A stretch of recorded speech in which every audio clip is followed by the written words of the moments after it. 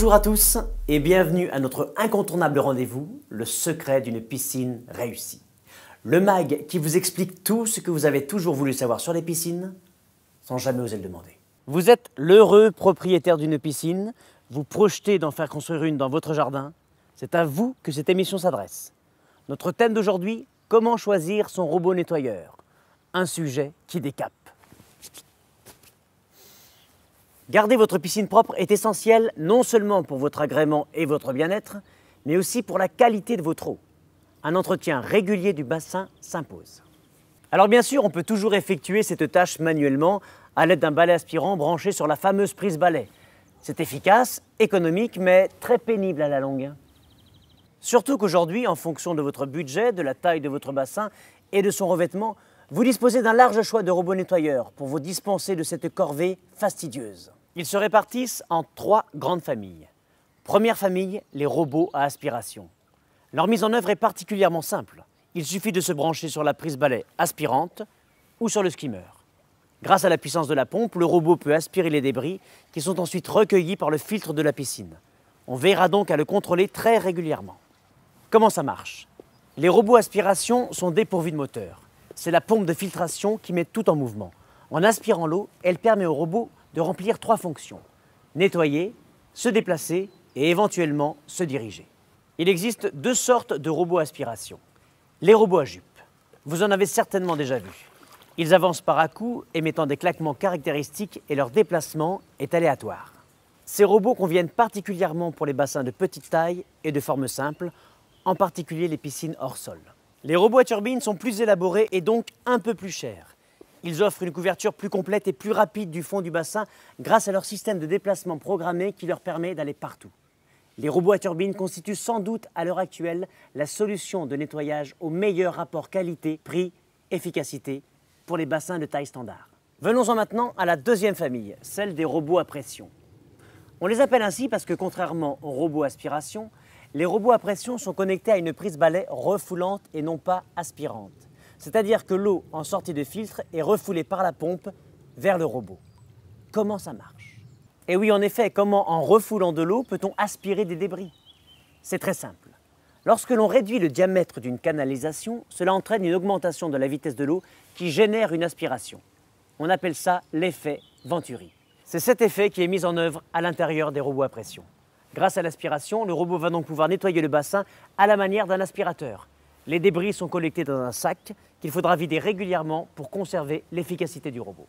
Il faut savoir que la plupart des robots à pression nécessitent pour fonctionner l'installation d'une pompe supplémentaire appelée surpresseur.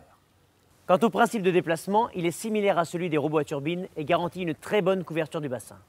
On peut donc utiliser les robots à pression dans la plupart des piscines enterrées, y compris celles de grande dimension. Au final, s'il est très efficace, ce système présente l'inconvénient d'être assez énergivore et de requérir une installation dédiée. Vous saurez vraiment tout sur les solutions de nettoyage lorsque je vous aurai présenté la 3e et dernière famille, celle des robots électriques. Autonomes, les robots électriques ne sont pas connectés au réseau hydraulique du bassin. On les branche simplement sur une prise électrique. Ils sont équipés d'un ou plusieurs moteurs fonctionnant en basse tension et ne présentent donc aucun danger pour l'utilisateur. Comment ça marche? Le robot est muni d'une turbine qui aspire l'eau à travers des panneaux filtrants qui retiennent les débris.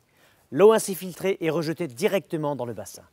En termes de déplacement, le robot électrique offre des performances supérieures avec une excellente couverture du bassin, certains modèles étant même programmables.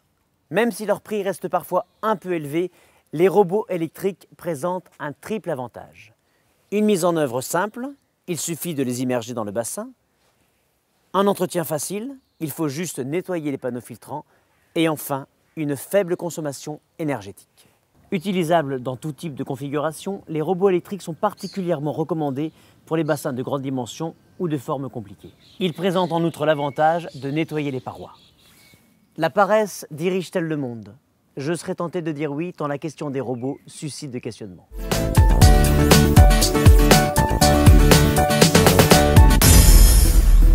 Ophélie de Montpellier n'est pas tranquille. Un robot électrique, mais n'est-ce pas extrêmement dangereux dans l'eau?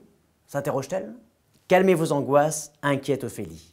Le courant utilisé est un courant de sécurité très basse tension et donc pas de risque pour vous. Veillez cependant à ce que la prise électrique dans laquelle vous branchez votre robot soit toujours éloignée de moins 3,50 m du bassin. Valérie de Cassis n'y va pas par 4 chemins. Existe-t-il un robot où il n'y a rien à faire, nous demande-t-elle.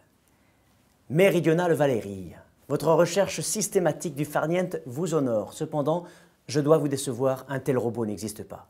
Il faudra toujours au moins le rentrer et le sortir de l'eau et le nettoyer de temps en temps. Je sais, c'est dur. Marie-Cécile de Saint-Jean-de-Luz entend bien ne pas se suréquiper inutilement. Est-il indispensable d'avoir un robot ? S'interroge-t-elle. Intraitable Marie-Cécile, non, en effet, rien ne vous y oblige. Cependant, l'expérience montre que passé l'enthousiasme des premiers jours, le nettoyage manuel devient vite une corvée très ennuyeuse. La question d'un robot prend alors tout son sens. Marc de Compiègne aimerait en être sûr. Puis-je utiliser mon robot pour nettoyer le bassin à la sortie de l'hiver ? Optimiste Marc, c'eût été plaisant, malheureusement je vous le déconseille fortement. Le premier nettoyage avant la saison doit être fait manuellement sous peine d'encrasser votre robot qui est prévu pour assurer l'entretien courant et non pas le grand nettoyage de printemps. Jean-Luc de Saint-Étienne est rongé d'incertitude. Puis-je me baigner pendant que le robot fonctionne ? Excellente question, précautionneux Jean-Luc. Quel que soit votre robot, vous ne devez jamais vous baigner lorsqu'il est en action. C'est une consigne de sécurité élémentaire, mon cher Jean-Luc.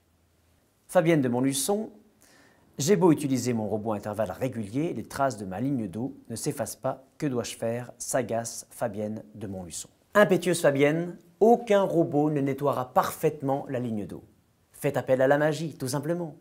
Car il existe bel et bien des produits spéciaux et des éponges magiques prévues à cet effet. Pourquoi s'en priver ? Alors, robot aspiration, à pression ou robot électrique? Quel que soit votre choix en matière de robot nettoyeur, Hayward, numéro 1 mondial des systèmes de filtration et des équipements de confort, vous propose le meilleur de chaque technologie pour faire rimer plaisir de la baignade avec économie et respect de l'environnement. Retrouvez la description complète des produits Hayward, les analyses, les conseils et les questions de saison sur www.hayward.fr. Au revoir à tous et à bientôt pour partager avec nous les secrets d'une piscine réussie. Salut les baigneurs! Allez le robot, allez, on sort maintenant. Allez, viens, ça suffit, assez baigné, hein, viens.